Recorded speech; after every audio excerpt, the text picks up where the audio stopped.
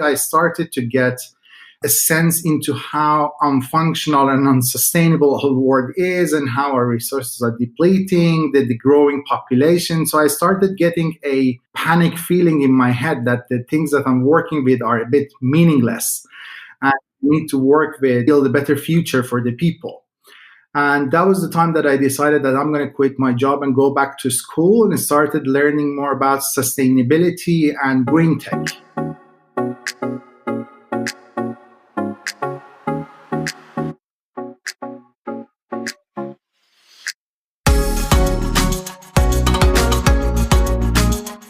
Welcome to the Vertical Farming Podcast, weekly conversations with fascinating CEOs, founders, and AgTech visionaries. Join us every week as we dive deep into the world of vertical farming with your host, Harry Duran. Vertical Farming Podcast Season 2. Welcome back. We are in the home stretch here. It's been a fascinating season with so many interesting founders, CEOs, chief strategy officers, sustainability officers, so many to name. I wonder if you have a highlight from this season. I'd love to hear about it. Harry at verticalfarmingpodcast.com. If this is your first episode, then welcome. You're in the right place. This is the show where we interview said fascinating CEOs and founders of the leading vertical farming companies from around the world. Again, I'm your host, Harry Duran. And in case you missed last week's episode, we had a great conversation with the founder of Heron Farms, Sam Norton. We learned about all things related to indoor farming using saltwater-friendly crops. I certainly learned a lot from that episode with Sam, so make sure you check that out. Episode 25. This week, I welcome futurist and chief sustainability officer at SweGreen, Sepehr Mousavi. Sepehr is a sustainability strategist. That's a mouthful. Innovation catalyst and a passionate futurist with an international and multicultural background. His organization, SweGreen, is the #1 AgTech company in Sweden, revolutionizing the vertical farming industry by providing futuristic, smart, and circular solutions for controlled environment growing systems. In this episode, we cover Sepehr's unique background, his vertical farming origin story, and touch on definitions of terms like symbiosis, smart real estate solutions, and farming as a service. Sepehr explains the importance of SweGreen's research and development department and why he feels it's important to educate the world on vertical farming and those looking to enter a career in AgTech. The time flew by with this conversation, and I really enjoyed Sepehr's unique perspective on the industry. If you enjoyed this episode or past episodes, I'd love it if you leave a rating and a review at ratethispodcast.com/VFP. I'd love to read yours out next. Special thanks to our episode sponsor, Ceres Greenhouse Solutions. If you're looking for a greenhouse solution that will suit your specific climate and growing goals, then talk to an expert from Ceres Greenhouse Solutions. Ceres combines passive solar concepts, innovative climate control technologies, and customized grow systems to ensure that their growers are yielding the highest quality product year-round for the lowest operational cost. Visit ceresgreenhousesolutions.com, that's spelled CERES, greenhousesolutions.com, to learn more. This episode is also brought to you by the Vertical Farming Weekly Newsletter. Each week, our team members, Daniel Dre, scours the ends of the earth to find you the best stories in the world of vertical farming. Make sure you sign up today at verticalfarmingweekly.com. Okay, let's get into this conversation with Sepehr. So Sepehr Mousavi, Chief Sustainability Officer and founding partner at SweGreen, thank you for joining me on the Vertical Farming Podcast. Thank you for the invitation. That's a pleasure being with you. So Sepehr, we were having a brief chat about the temperature in our respective areas. So for the benefit of the listener, let people know where you're at. Where's home for you now? Absolutely. I'm based in Stockholm, capital city of Sweden in Scandinavia. And tonight we're going to have like minus 12 degrees. It's snowing outside, so it's cold. Yeah. Where were you originally from? I'm Iranian, so I'm like basically born in Iran, but I grew up in different countries and I have an international background. But now I've been in Sweden for almost 10 years, so I could count myself as a Swede as well. What's your fondest memory of growing up in Iran? I come from a landowner family. So basically we had a lot of different farmlands on my father's side. And for me, I mean, agriculture has been always close to my heart. And these are like very good memories, like being on the countryside and this huge farms of cotton and pistachio and like, having all those people working for my family. So these are the positive ones, and then there's like a lot of mixed feelings about the good and bad ones. But yeah.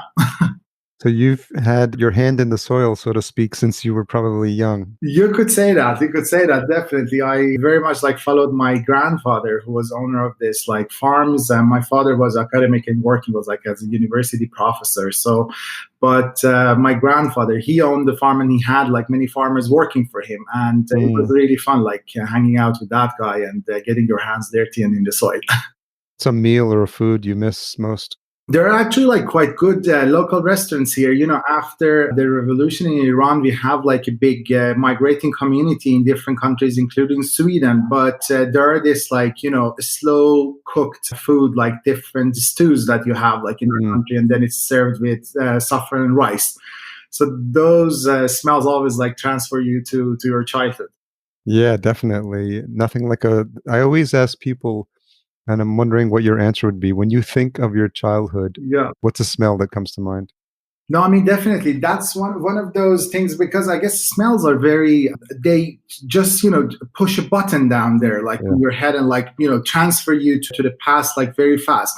But for me, it's more or less like the smell of a spring and the grass that brings me back like to my childhood very much. Yeah. What brought you to Sweden?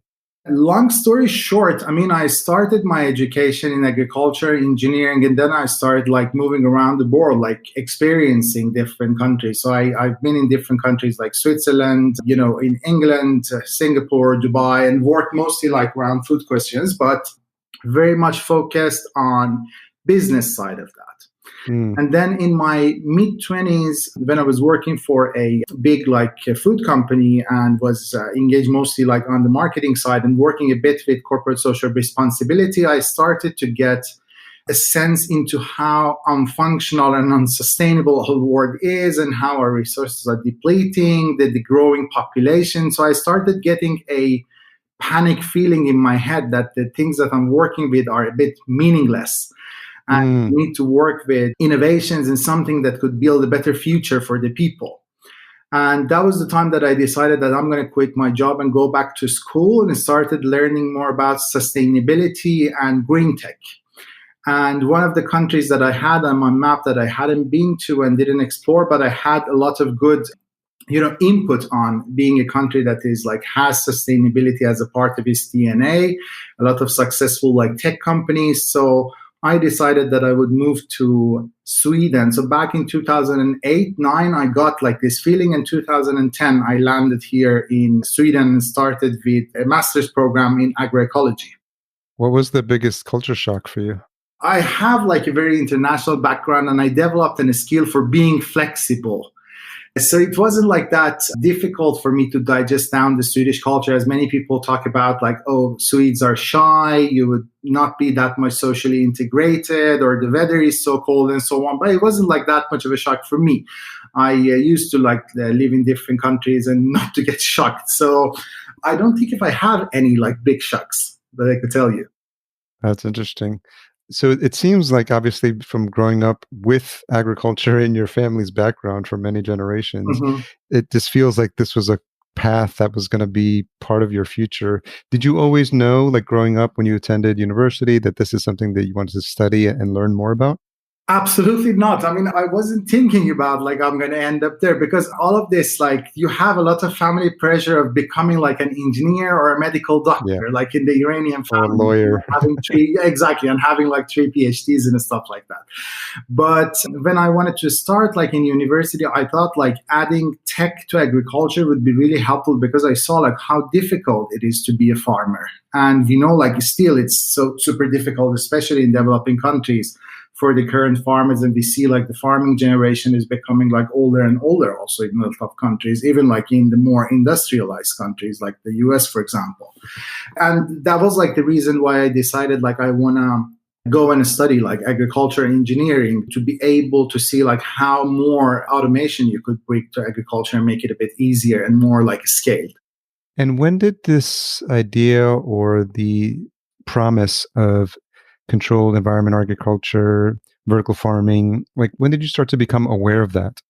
I mean, I started learning about controlled environment farming, being the greenhouse industry quite early, like learning, like, because agriculture is all about like manipulation of ecosystem services. I mean, many people say, vertical farming is artificial and it's not natural. The thing is, agriculture in general is not natural. We're supposed to get our food from the nature as a part of our ecosystem services. And food is ecosystem like service number 4, one of the main ones, aside from air and fresh water and, things like that. But I mean, manipulation of your setting for better yield and production and less risky business is controlled environment agriculture. And I mean, greenhouse industry was easy for me, but I learned that greenhouse industry hasn't been that much developed since the industrial revolution and then the green revolution afterwards in the 60s and 70s. But I mean, back in 2012, I started reading Dixon Despommiers' book on vertical farming. So Dixon, like many other ones, has been an inspiration to me when I learned about that. And then for me, I mean, I was doing my a master's project on 5 different innovations that could help us surviving on this planet. And I focused on 5 different company showcases in different areas, like, energy and hydrogen power, for example, was one of them. Mobility and electrical cars was one of them. So I tried like to reach out to Tesla and talk to Elon Musk, for example. I couldn't like talk to him directly, as you might think, but I managed to talk to his brother that is working today in vertical farming, for example. And that's the other Musk. Exactly, the other Musk. And then I talked to founder and CEO of Plantagon in Stockholm that was working with vertical farming as well. And that was like my first contact with people working in the industry and trying to build that up. And that idea of growing vertical in real environment amazed me so much that one day I showed up like at their door and say like, I'm going to work here from tomorrow. So that's how I got into the industry, basically. And what does, for the benefit of the listener, what did Plantagon focus on? What was their specialization? Plantagon was one of the early pioneers in the industry that started back in 2008 and officially became like an actor in 2010, I guess, before I joined. I joined it in 2013. And the idea for Plantagon was an automated system in very large scale that you would have a mechanical helix system that you could actually like plant your seeds on top of it, and then you place it inside a skyscraper. And the plant just moves down and becomes like ripe and ready to be harvested in the bottom floor. So you have these skyscrapers in different cities that could feed the whole city or like, meet the need of leafy greens and herbs for them. So that was the basic idea for the company. But I mean, it was like a very big vision, and Plantagon was very much focused on the mechanical engineering and the robotics part of that. And unfortunately, like back in 2019, early 2019, it went bankrupt. I mean, we could go to it and like talk a bit more, but that's the intro to the company. It seems like this concept of the skyscraper, it's because it seems like a lot of what Dixon was talking about in the vertical farming book, right? Because that was the vision. Like he thought early days, this is, take advantage of these buildings and these spaces. And it seems like that might have been an idea that Plantagon was leaning towards. How high did Plantagon think these buildings were going to be? Yeah, I mean, that was very interesting because Dixon was one of the advisory board members of Plantagon as well. It was a Swedish innovator who came up with the system that you could develop, and the building was tall. So the proof of concept project as a pilot was a skyscraper in city of Linköping, just south of Stockholm here, in 17-story building. Wow. So, I mean, tall for a vertical farm. And then obviously you mentioned that they went bankrupt. If you had to look back now and think about, what aspects of that they got right, and then what aspects maybe, were not working so well, what do you think the answer for that? Basically, I guess there is a fat chance in different industries that the first waivers fail, because you always come up with this like, perfect vision, and you want to like realize a vision that is too early. So you want to like eat up an elephant as a piece instead of like chopping it down to different pieces and eat it up. as many actors are doing it at the moment. So one thing was like the vision was gigantic, it was too big, and the other thing was like Plantagon was a bit ahead of its time. We don't have that much emergency need for leafy greens. I mean, it's a working industry. It's a futuristic thing to think about, like in a skyscraper feeding our people at the moment. So that part was the other one. And then the proof of concept project was too expensive. So it was really difficult to obtain that much risk capital for the company. The other thing that was also tricky was Plantagon got used to having money in the bank account because of the big seed money that the company received in the very beginning. So it became like a budget-oriented company instead of a goal-oriented company, and let's go and get this like drops of financing that you might need. So, I mean, for me, I've seen an impact innovation who could have been a part of the future and like, you know, taking it to the next level fail, and I learned a lot like from that. And I mean, maybe the wrong customer, because Plantagon was very much focused on selling vertical farming to cities, and maybe cities are not the right customer for buying vertical farming from you. They could only enable you with a platform. Yeah, I think when you think of cities, you think of bureaucratic red tape and time. Exactly. And yeah. So, I mean, I had the chance of like meeting a lot of interesting people during my Plantagon time, like Dixon, Peter Diamandis, like mentioned Plantagon in Abundance. I met him, Leonardo DiCaprio, Al Gore, you know, people like that. And then working with like, you know, the political side of that and educative part of that, which was like super fun for a young guy like me to be engaged on that platform, is getting a lot of like also rewards from the people listening this visionary ideas. But in the end, I mean, it was a failure for a good innovation like that. So it was a sad story in the end.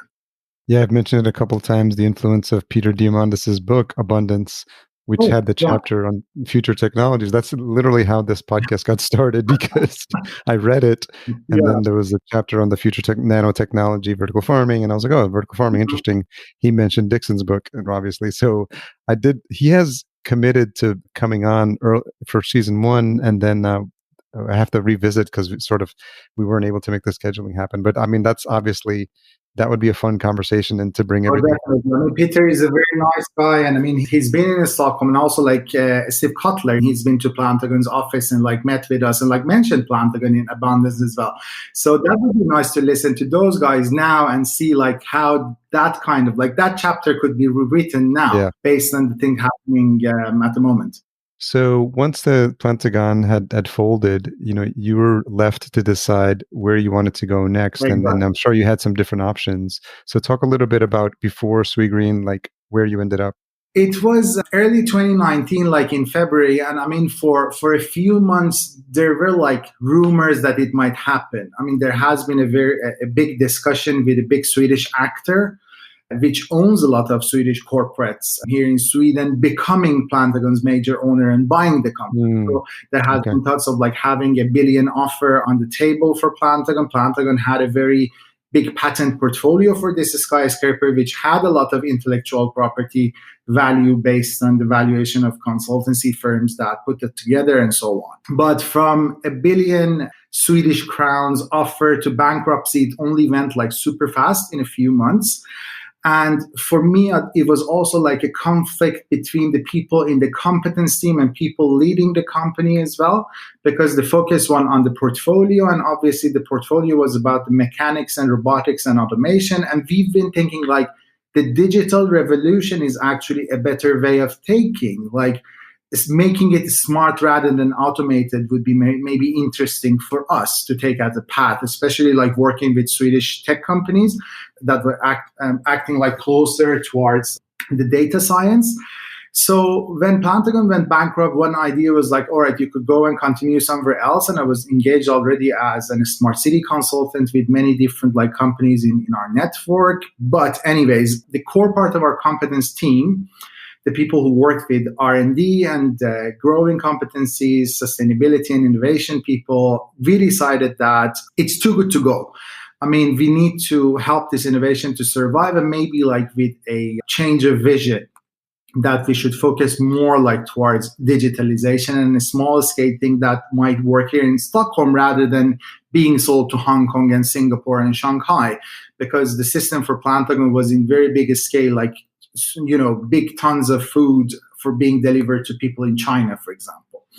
So we got actually like a very nice conversation on with some angel investors who already invested also like in a smaller project at Plantagon. We talked to those guys and also a few like new people. So it was 5 of us who decided that we go together, and these angel investors put more money into the company to build up a proof of concept for this small scale innovation. And then SweGreen was born after a few months after the bankruptcy of Plantagon back in early 2019 as well, like in March, April. So we officially became a company in April, May. And the first thing that we did was we tried to like capitalize on all the competence that we had in our head and build up a proof of concept for a super controlled environment farm that could have had a symbiosis model with its host building, exchange of heat and surplus energy coming from the LEDs, bringing in CO2 from the building and so on, which is to date still very unique. Where was the inspiration for that idea?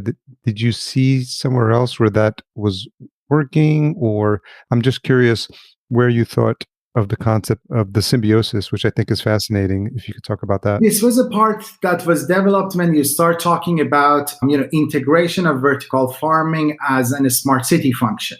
And a smart city is all about like building an industrial symbiosis on the infrastructure level. If you talk about the hardware of the city, how would your mobility connect to your waste management and to your energy system? So you get like waste management, collect it, turn it to energy, give it to your buses, for example. And that inspired the thought that you could have like a symbiotic system that has an exchange between different infrastructure at city level.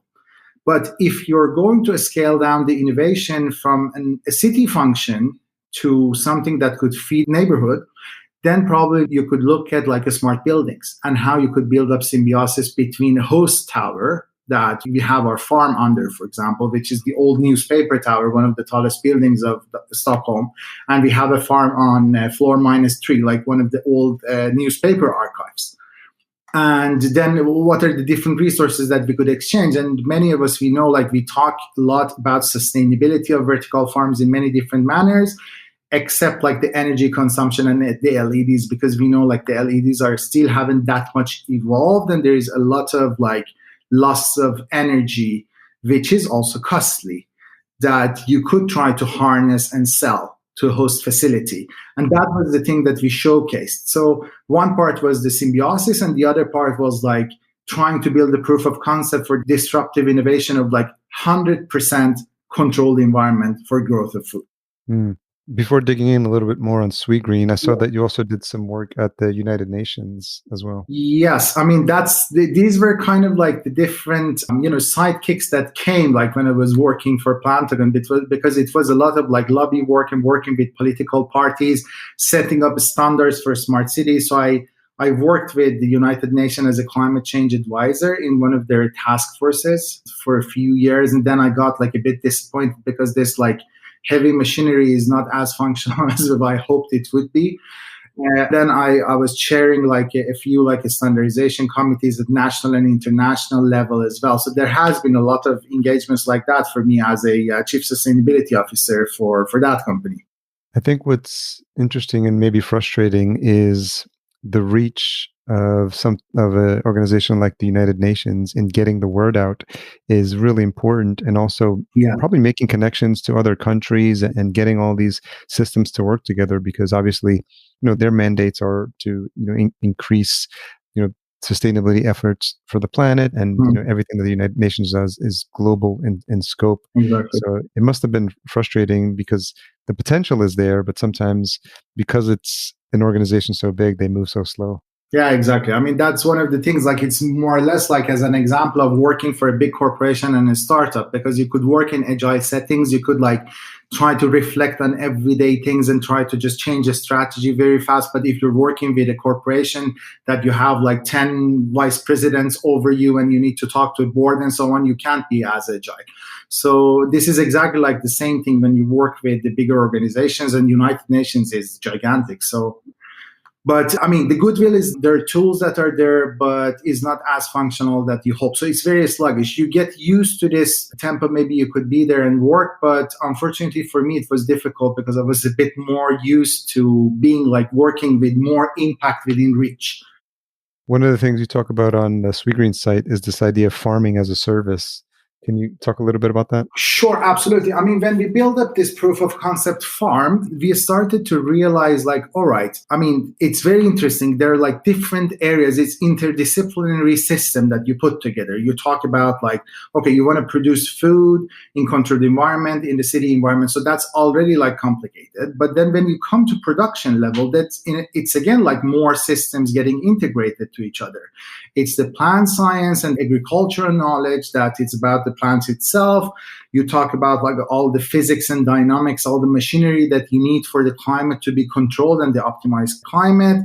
You have all of the IoT and connectivity platform in order to be able to measure if everything is right or not. And then you come like to the data sciences, use of AI, like for your recipes to see like if I have the perfect recipe for, Basilica Genovese to be produced within my system, or like good tasting tomatoes based on this customer requirement and so on. So when we started to work like further with that, we realized like the logistics of food is very difficult to handle. And one thing is like you have this competition with the traditional food industry that is built on like buying product in a bulk sense. And then you have all the middle hand who come in. So when you look at the leafy green business, you see like this huge billions of dollars worth of industry that goes to leafy greens and herbs and salads and likes of those, like vegetables and greens basically. But only 20% of that figure goes back to production. And then you start to think about like it's a challenge to sell your produce, especially in the last mile. So we started to think about like what could be an alternative solution to resolve two different points. First, resolve the last mile issue and put these farms like as close to the customers with zero transport.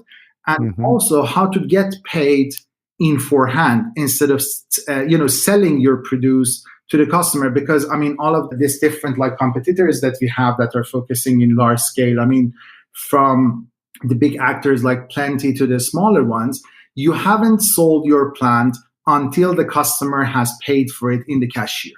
Yeah. But then this in-store platform that we developed and we sell it in a farming as a service model, you get paid in forehand and it's as close like to the system as well. And for you to understand like what's an in-store platform mean, it is basically like a smaller module that we have developed in an automized setting, like a fully integrated solution which is automated. It's remotely monitored and AI driven. So you put in a small farm in your retail store.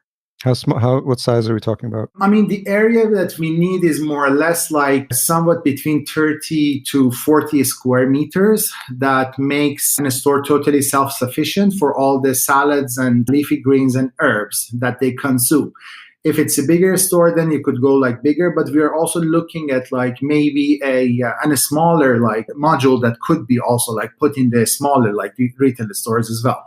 But at the moment, we need an area of like 8 by 5 square meters, something like that, with a ceiling of around 3 meters high. And do you have these functional now? We do. I mean, we have put the first one as a proof of concept in a supermarket in Gothenburg, in west coast of Sweden. So that was the first one. And then like the second one in city of Linköping, south of Stockholm. And now we have signed more contracts and we have a lot of hot leads in Sweden in our pipeline. So hopefully by the end of the year, we should have around like 20 of them in the market. And then maybe like taking the international step. And do you have enough data points yet to see what the response has been? Exactly. So, I mean, these are the different parts that we started like to work with because, okay, the first module we focused on like developing a controller for the system based on the intelligence that we captured in the R&D farm in Stockholm. So we called the project City Farm.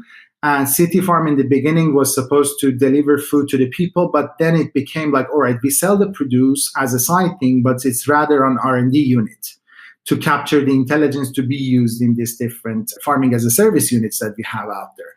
So yes, so we started like with capturing that intelligence and feeding it to the farm, and there's a sensing platform and connectivity platform to capture the data from the real life environment and from our customers to try to build up a rather more autonomous system. Because the next step would be if our, what we call it like SweGreen cloud system, would become more and more AI based and automated and autonomous rather, which could get connected to the business intelligence of the retail store and produce after demand. So these are like the next small things that we try to just, hack and develop towards them. But anyways, like the basic controller and the AI center is in place for the units. And do you have enough learnings from that to understand where you're looking to innovate next? Exactly. I mean, the thing is like we need probably more units in the real environment to be able to decide on some of the factors, because we still have like some strategies that we have on analytics, how they should work, how much we should further automate these units, how much like work could be saved, what kind of like after sales service we should offer like in a rather practical sense, and then look into applied use of AI and multi-AI agents rather to build up autonomous systems. So these are the different areas that we decided that should be our focus, but we don't have like crystal clear idea of how it should be developed. So we have a short-term kind of like practical strategy for developing our cloud system and farm management system. But those bigger questions about like traceability and autonomous functions, they would come as you capture more data from the real life environment, basically. When you talk about the offerings for SweGreen and the different places you're looking to innovate, you talk about smart farming, would this fall under what you call your smart real estate solutions on the site? No, we don't. I mean, the smart real estate solution was one of the early kind of concepts that we developed, that maybe our customers could be the real estate branch, basically, because they're looking for innovations. I mean, use of, buildings has changed. There are many different things that are changing in these, like, for example, parking and garage houses. They're becoming less popular, especially in Central European cities, because people tend to not own a car, but look at mobility as a service, for example, and use shared cars. And then obviously you don't need big garage houses. And what should they do with that? So when the idea of what you call it, the co-spacing for offices started, that shared office became a thing. It boomed in Stockholm. Everybody started offering, we have a hotel office for you that you could get share the space and so on. And then it became over the need that the market has. Yeah. And then, they give you offers and you understand that, all right, okay, there's so many different co-working spaces in cities like Stockholm, Amsterdam, London. And then COVID. Exactly. And then the COVID came and everybody works from home and so on. So these guys are looking for these different innovations. Our webpage is unfortunately not very updated. So we still have that offer on our webpage. We are launching actually the new version during next week or the upcoming one. Yeah. I don't think if we're going to keep this smart building offer there, because we're focusing rather on farming as a service. That was also one thing that we learned, that we should focus on one part of our innovation rather than talking about the smart buildings and farming as a service at the same time. But anyways, the smart building offer was rather to build up farms like the city farm facility that we have here for the real estate owners that have bigger spaces that they don't know what they should do with them.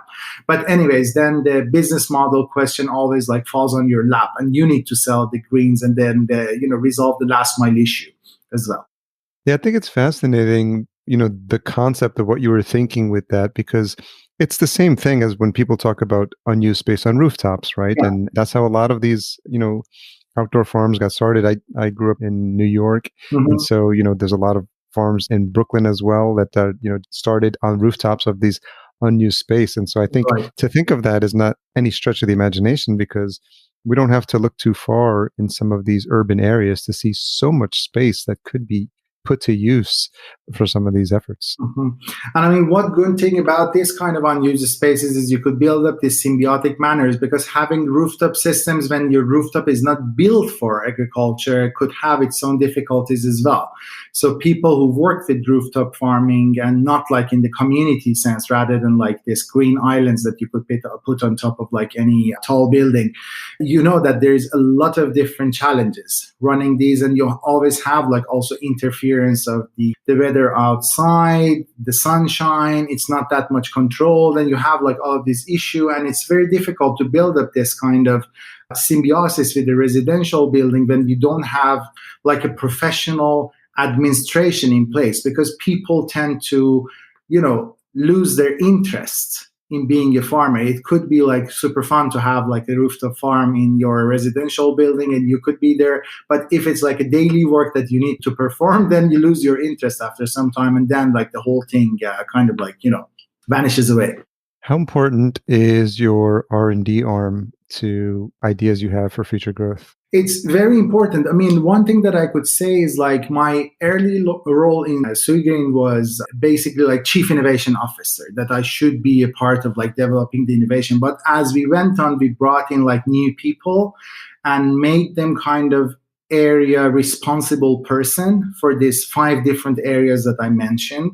For like the physical platform that we have, and the machinery and plant sciences and the connectivity platform and the digital system, to have like product owners for these parts. And then I took the role of research lead and the sustainability guy to orchestrate more or less like these parts in collaboration with our academic partners, because we have a lot of good contacts, especially with Swedish universities and some other like European research institutes who are interested in indoor vertical farming as an industry, and especially like seeing the relationship of that towards the people, like the social sustainability angle and the environmental sustainability angle. And they like to look at us as, R&D infrastructure.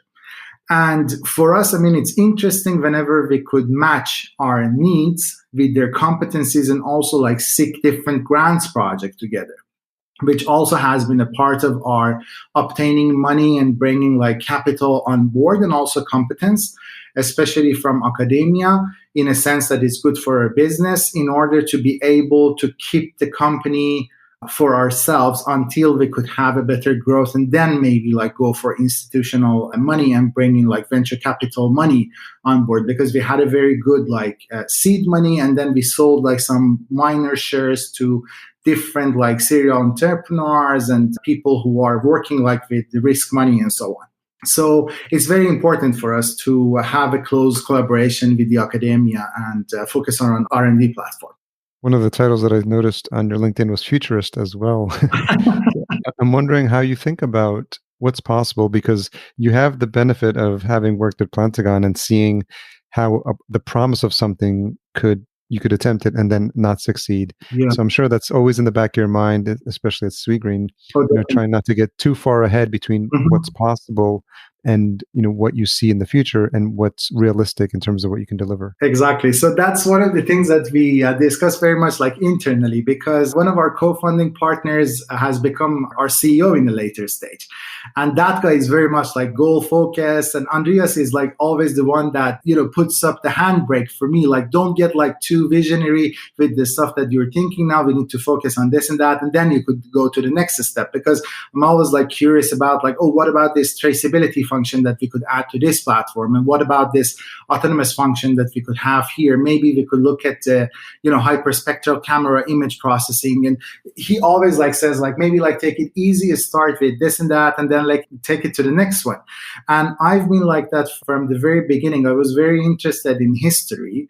And what I learned from history was like, if you look at the process of development of how we got here, you could somehow guess where are we going to like end up in the future as well, because we always like repeat this kind of like evolution trends. And like sometimes we tend to forget like how did we end up here? And you could see like, okay, we had a pandemic around 100 years ago and we have a pandemic again. And it's more or less like, okay, it's the first time that it happened to us. And that's because so instead of like being obsessed with that, I started to learn about these different trends that you could foresee about future. And that's why like I tend to see myself as someone who's interested in building the future. And more or less, this is what kept me in this industry, because I think like vertical farming is a part of the future of food. even if many people talk about like, okay, food security and leafy greens don't really like add up because you can't feed the people with only like greens. But I know, I mean, we're going to be surprised by different varieties that we might be able to produce in vertical farms, and especially if we're going to like take ourselves into different planets. Vertical farming and resource efficient like farming is the future. So you always see like a bigger kind of like journey for our kind, rather than only focusing on what's happening today and what's needed today, because I mean it's going to be for the better good in the future.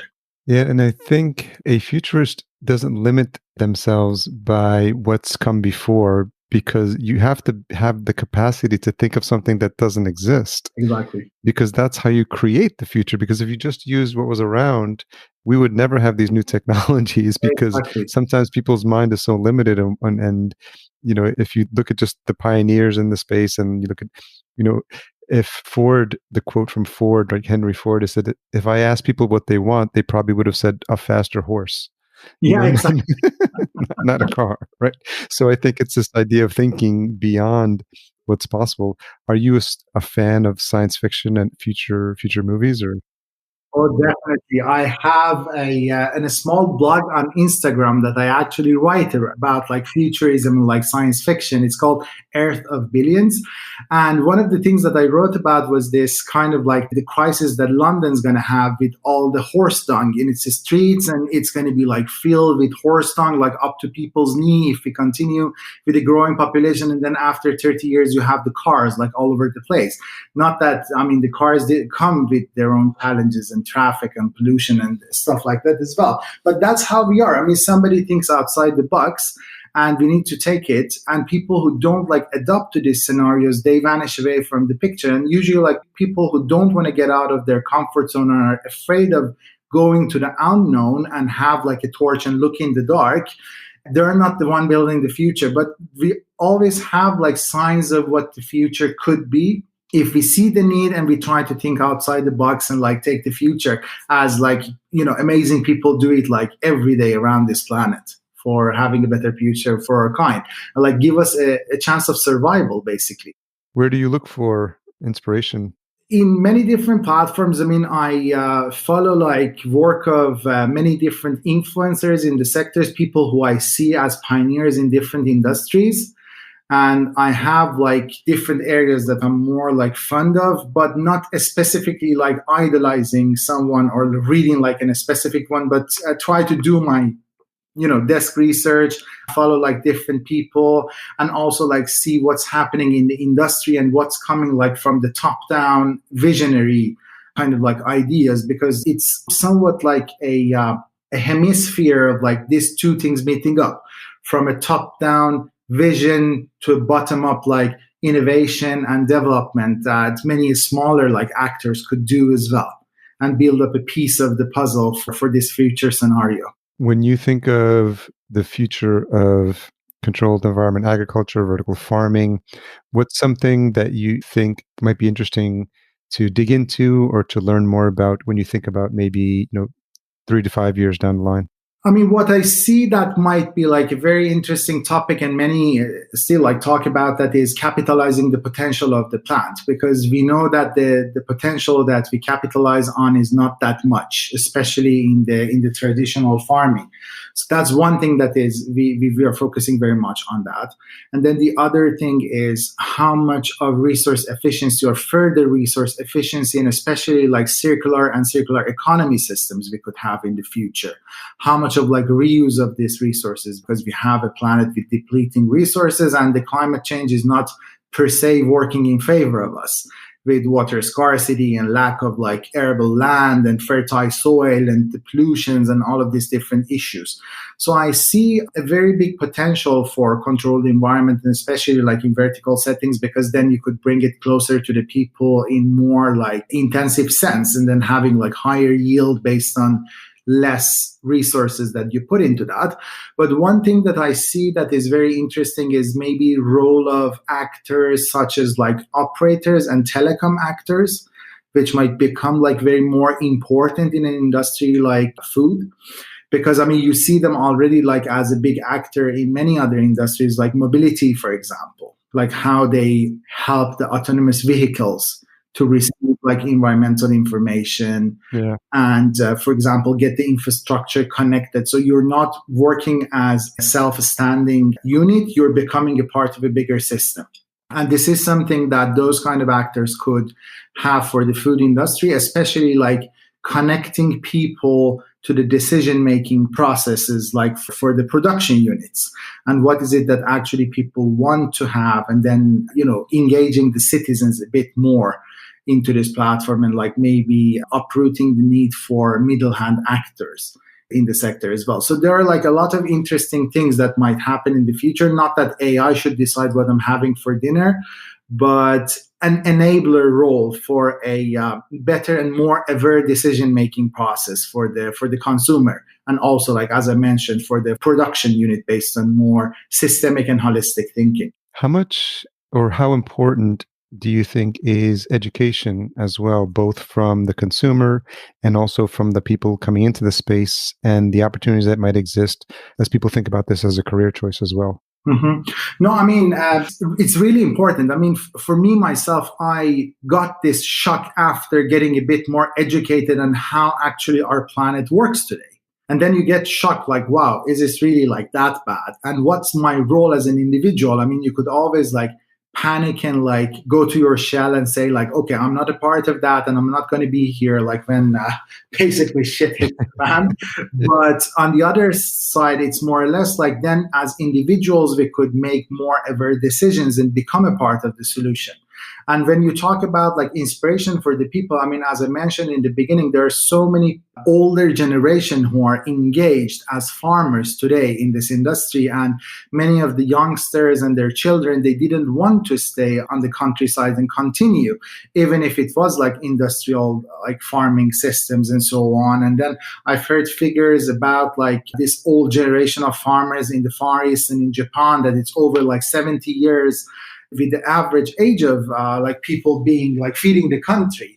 And then if you don't have this new generation coming and working for you, it's a challenge. But I mean, when I look at our farmers today, it's like there are like people in their 20s, like coming to their work in their hoodies, listening to their hip hop music, planning things on their iPad and then doing the practical work as well. And these are like the future urban farmers.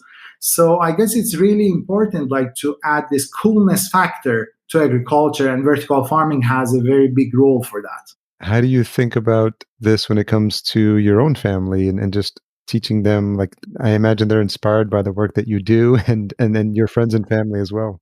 No, I mean, one thing that I could tell you is like a more plant-based diet became a more accepted like choice for my family as well.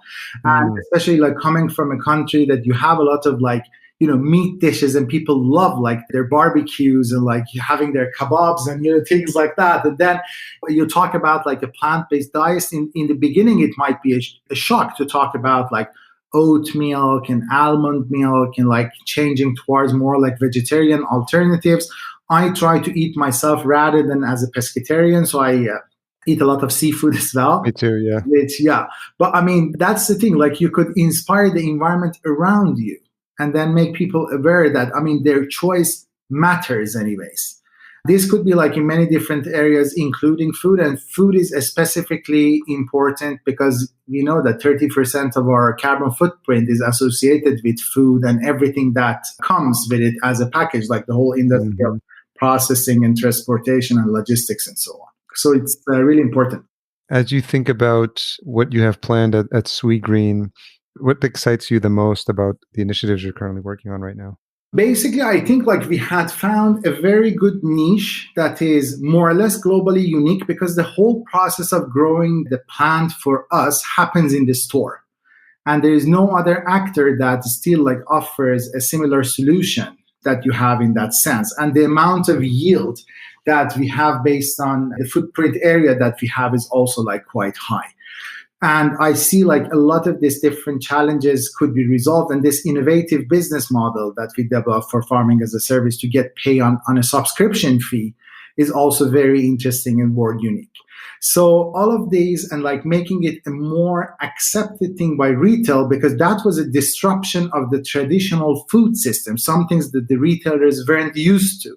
they're used to buy something and pay it with a margin to the end Mm-hmm. consumer, instead of thinking like, oh, I could pay a subscription fee like Netflix, and then I could make good money on top of that, and it's good for my sustainability image, or like core sustainability if you really care about that. Some actors basically do.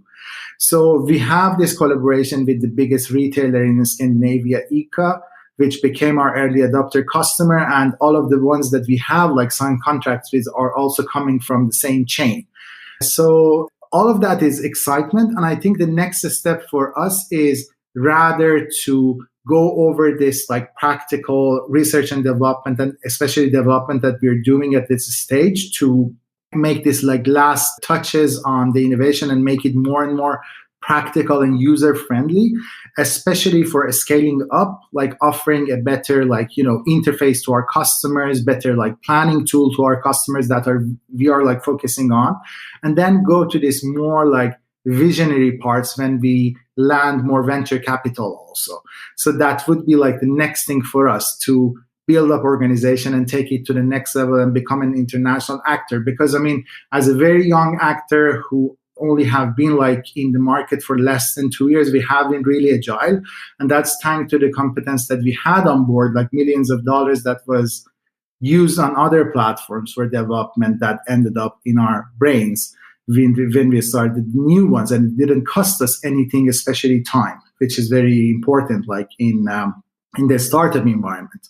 So the next uplifting stage would be really exciting to be a part of, like if you're talking about SweGreen. What was the reaction? Because when you look at these units in the store, I mean, it's really interesting because it is this sort of hybridization of, because you've got the people who can create these in-house appliances, like you're just a private residence and you want to have something like underneath the sink, and then obviously all the way up to the Plenties of the world. But it seems like you've found a sweet spot to try out a model, and there must be an instant reaction when people are in a store to see these units, and to I'm wondering if you've been there and seen that feedback.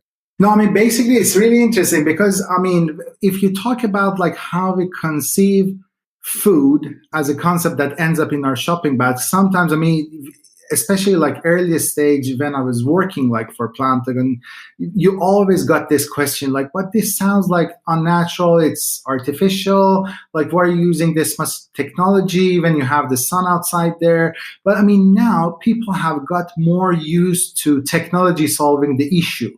So it's rather like, wow, this is so cool, rather than I'm a skeptic. And this is really cool to see, like even people who come from this hipster background that are not that much like tech interested are even like interested in this.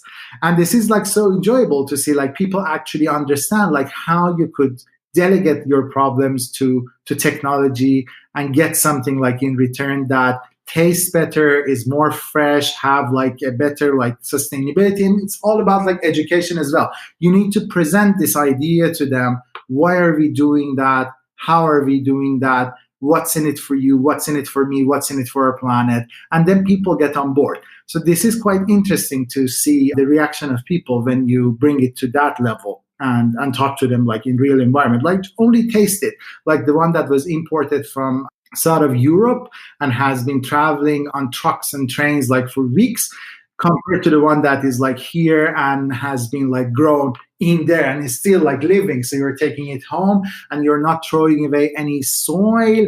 It's soil free. You're not throwing away any nutrition. Everything is circular. All the surplus energy is used in this building. The cooling energy comes from like the fridge like over there. And then people like was like, wow, this is so cool. I mean, I'm actually doing something for the planet, and I'm bringing better food home to my children, especially if they're thinking about like the future generation. Fascinating stuff. And every time I have these conversations, just learn a little bit more. And yeah, I want to thank you for taking the time to be here. The time goes by quick, and what I find so fascinating is your origin story.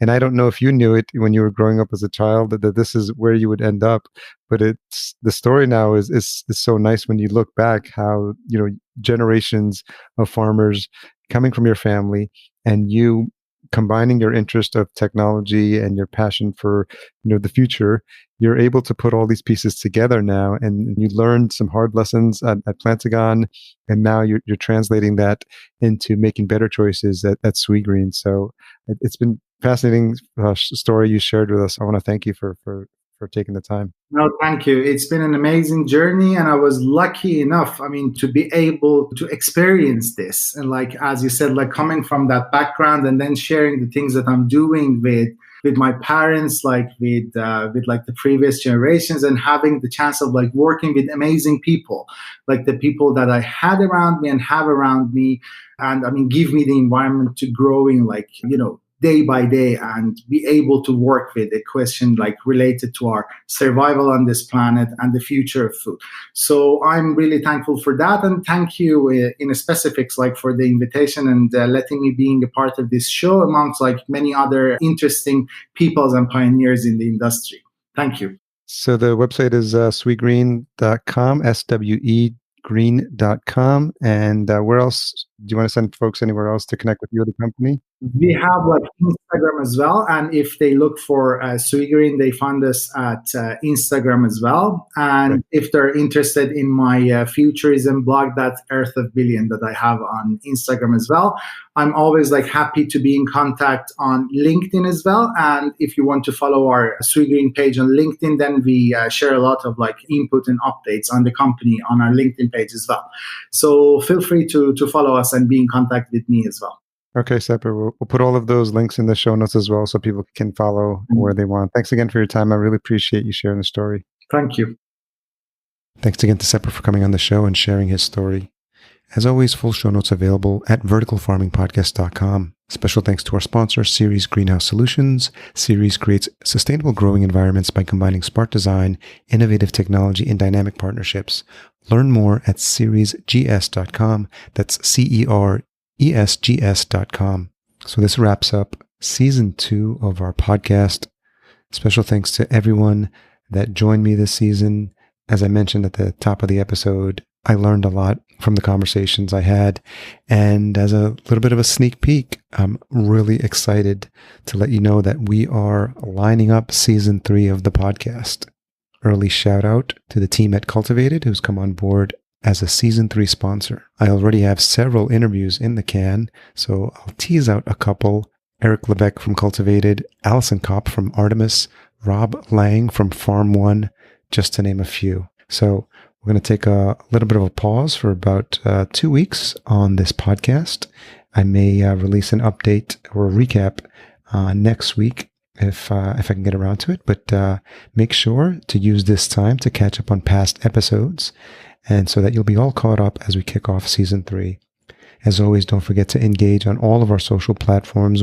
We've been pretty active on our LinkedIn company page and on Instagram and Twitter at Vertical Farm Pod.